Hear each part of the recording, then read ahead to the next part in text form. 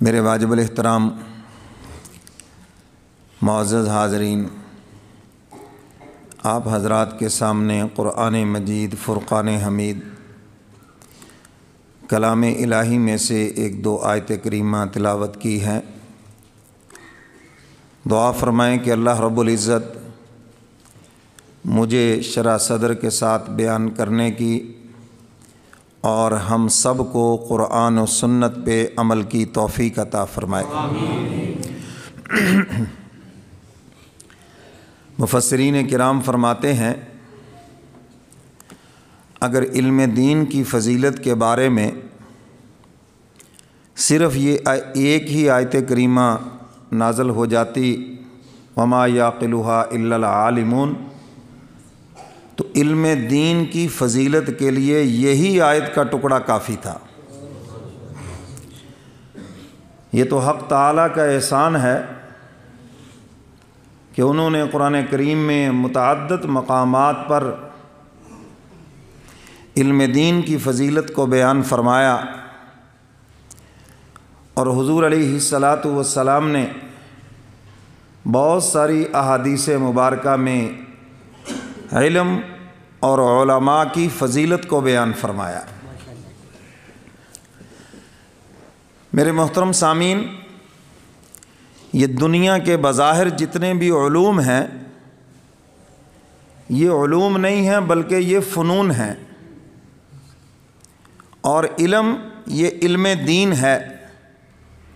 ہمارے ہاں کالجوں میں، اسکولوں میں، یونیورسٹیوں میں یہ آیات اور احادیث مبارکہ لکھی ہوئی ہوتی ہے، اور اس کے اندر علم کی فضیلت کو بیان کیا جاتا ہے، تو اس سے مراد علم دین ہے، علم دنیا نہیں ہے۔ اور علم وہ ہے جو بندے کو مولا تک پہنچا دے۔ علم کیا ہے؟ جو بندے کو، اب کو ڈاکٹر بن کر اللہ تک پہنچ جائے گا، انجینئر بن کر، دنیا کا تعلیم یافتہ بن کر اللہ تک نہیں پہنچے گا۔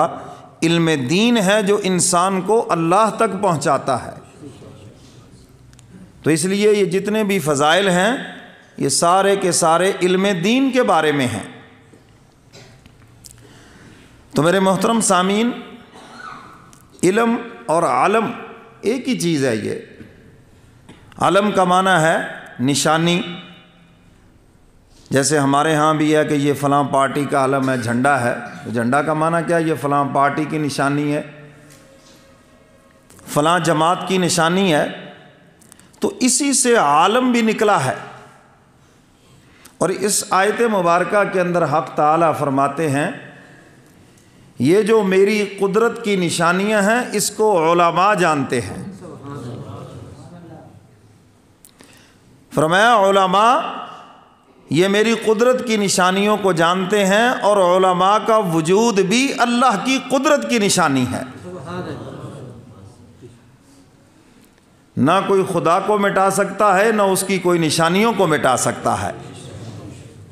تو علماء کو بھی کوئی نہیں مٹا سکتا۔ بڑے بڑے مٹانے والے آئے، قبروں کے مہمان بن گئے، اور الحمدللہ علماء آج بھی ممبر و محراب میں اللہ کے دین کی خدمت کر رہے ہیں۔ اور جس دن یہ علماء نہ رہیں گے اس دن سارا نظام لپیٹ دیا جائے گا۔ تو میرے محترم سامعین، آج چونکہ ایک وبا پھیلی ہے،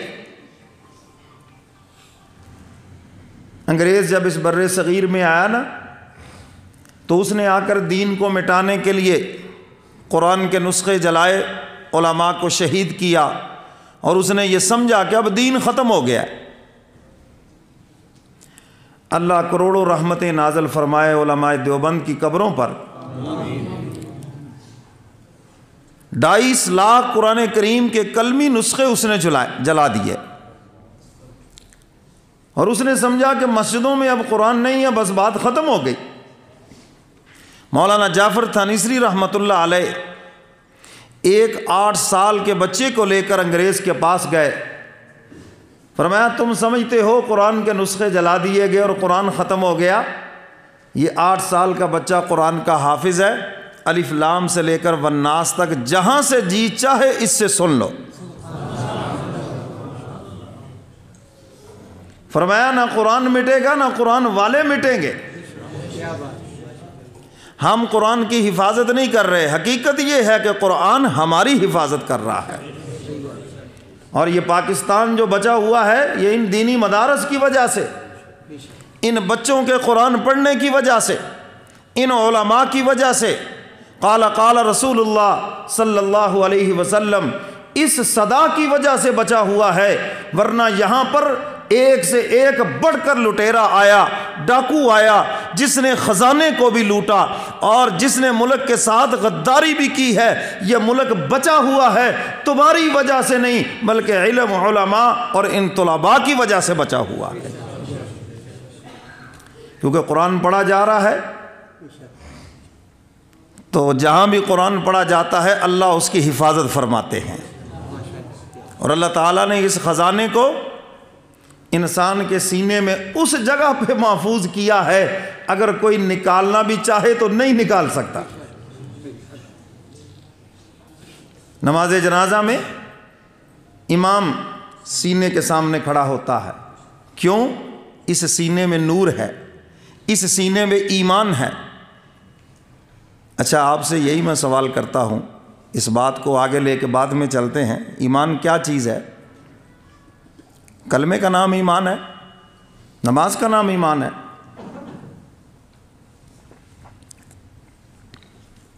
میرا مقصود کوئی آپ کو پریشان کرنا نہیں، بلکہ آپ کی پوری توجہ حاصل کرنا ہے تاکہ بات سمجھ آ جائے۔ کلمہ پڑھے، نماز پڑھے، آپ کہتے ہیں یہ مسلمان ہے، کلمہ پڑھا، اسلام قبول کر لیا، بات سمجھ آ گئی نا؟ کلمہ پڑھنے سے بندہ مسلمان ہو جاتا۔ ایمان کیا ہے؟ اللہ تعالیٰ کو دل سے ایسے ماننا، کما ہوا بِأَسْمَائِهِ وَصِفَاتِهِ، جیسے اس کی شان ہے ایسے دل سے اقرار کرنے کا نام ایمان ہے۔ اور اس کی نشانی کیا ہے؟ جس کے دل میں مولا ہوگا اس کو کسی کا ڈر نہیں ہوگا، جس کے دل میں اللہ ہوں گے اسے کسی کا ڈر نہیں ہوگا، اور جس کے دل میں ایمان نہیں ہے وہ ہر ایک سے ڈرتا پھرے گا، ہر ایک سے ڈرتا پھرے گا۔ اور میرے پیر و مرشد فرمایا کرتے تھے، فرمایا مولوی ہے بھی وہی جو مولا والا ہو، مولوی ہے بھی وہ جو مولا والا ہو، اس کی قیمت لگے گی زمانے کے اندر۔ اور فرمایا جو مولا والا مولوی نہیں ہے، خالی علم لے کے پھرتا ہے، فرمایا وہ گاجر مولی کے باؤ بکے گا پھر، کیونکہ وہ مولا والا نہیں ہے۔ اگر اس نے مولا کو پایا ہوتا تو فرمایا کہ پھر وہ اس کی قیمت لگتی۔ کیوں؟ غلاموں کی قیمت غلام نہیں لگایا کرتے، غلاموں کی قیمت آقا اور مالک لگایا کرتے ہیں۔ فرمایا جب تم خدا والے ہوگے تو پھر قیمت لگے گی تمہاری۔ اللہ اکبر۔ تو کیا بات کر رہا تھا؟ امام سینے کے سامنے کھڑا ہوتا ہے، کیوں؟ سینے میں ایمان ہے، سینے کے اندر نیک اعمال ہیں، پیٹ کے سامنے نہیں کھڑا ہوتا، کیوں؟ پیٹ میں غلاظت ہے، گندگی ہے، تو سینے کے سامنے امام کھڑا ہوتا ہے۔ اب بعض ایسے اللہ باپ فرمائے ان کے پیٹ میں بھی غلاظت ہے، سینے میں بھی غلاظت ہے، نفاق بھرا ہوا سینے کے اندر۔ تو میرے محترم سامعین، یہ علماء اللہ کی قدرت کی نشانی ہے، اور قرآن و احادیث کا مطالعہ کریں۔ دو مقام ہیں جہاں پر حق تعالیٰ نے فرمایا